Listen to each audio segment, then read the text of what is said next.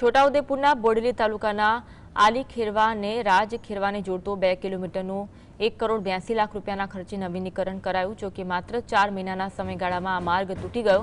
સંખેડા પંચાયતની માર્ગ મકાન પેટા કચેરીએ કોન્ટ્રાક્ટરને આ કામ સોંપ્યું હતું।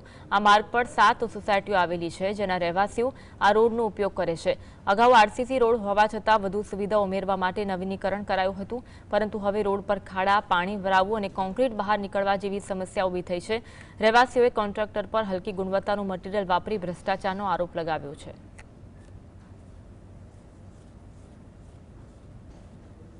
लगभग 4-5 વર્ષના તકરાર બાદ બહુ જ કાલાવાલા અને એકતાથી કરવામાં આવ્યો હતો। સમજોતાથી આ રોડ બનાવવામાં આવ્યો। લોકોના ઘરના ઓટલા તોડી નાખ્યા, લોકોની દુકાનોના ઓટલા તોડી નાખ્યા। ચાલો બધું તોડ્યા પછી બી રોડ સારો બનશે એવી આશા હતી, 15-20 વર્ષ સુધી ટકે, પણ ચાલુ એક જ વરસાદનો ચોમાસું આવ્યું છે, હજુ શરૂઆત થઈ છે અને આ રોડમાં આટલા ગાબડા પડી ગયા છે। લોકો પડી જાય છે, ચાલતા લોકોને ઠોકરો વાગે છે અને એટલા મસ્ત મોટા ગાબડા પડ્યા છે કે આજુબાજુની દુકાનોમાં એની કપચી ઉછળે છે અને વાગે છે। અમે મોટા છે, નાના છોકરાઓના પગ મચકોડાઈ જાય અને એ બધું થશે તો શું જવાબદાર કોણ? કામગીરી સાહેબ એમ જોવા જઈએ તો એટલા માટે થર્ડ ક્લાસ કહેવાય છે કે જે વખતે દબાણ તોડવાના હતા ત્યારે ના તોડ્યા, રોડ બની ગયા પછી દબાણ તોડીને મતલબ શું હતો? જિલ્લાના બોડેલીના રાજ ખેરવા અને અલી ખેરવા વચ્ચે 1.81 કરોડના ખર્ચે જે માર્ગ બનાવ્યો પંચાયત માર્ગ મકાન વિભાગ સંખેડાની પેટા કચેરી દ્વારા। આપ તસવીરોમાં જોઈ રહ્યા છો, આ 1.81 કરોડના ખર્ચે બનેલો માર્ગ ફક્ત ગણતરીના મહિનાઓમાં તૂટી રહ્યો છે।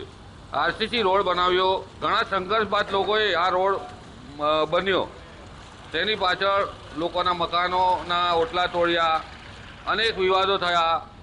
રસ્તો બનાવવા માટે મહિલાઓએ રોડ પર આંદોલન કર્યું, પરંતુ ભ્રષ્ટાચારી અધિકારીઓએ એક રોડ બનાવ્યો, તેમાં પણ ખામી રાખી અને બનતાની સાથે જ રોડ તૂટી ગયો અને હાલ પાણીના ખાબોચિયા ભરવા માંડ્યા। સરકારના 1,81 લાખ રૂપિયા જે છે તે પાણીમાં જતા રહ્યા છે। પંચાયત માર્ગ મકાન વિભાગના અધિકારીઓ છે તે ભ્રષ્ટાચારી શાસન ચલાવે છે। આ રોડ વોરંટીમાં છે, પરંતુ આજે અધિકારીઓ તેને રિપેર કરવા પણ નથી આવતા। સરકારે જૂના રોડ તોડી નાખ્યા અને નવા બનાવ્યા, તે ભ્રષ્ટાચારી શાસનમાં ગણતરીના મહિનાઓમાં તૂટી ગયા। રફીક દણીવાલા, GSTV।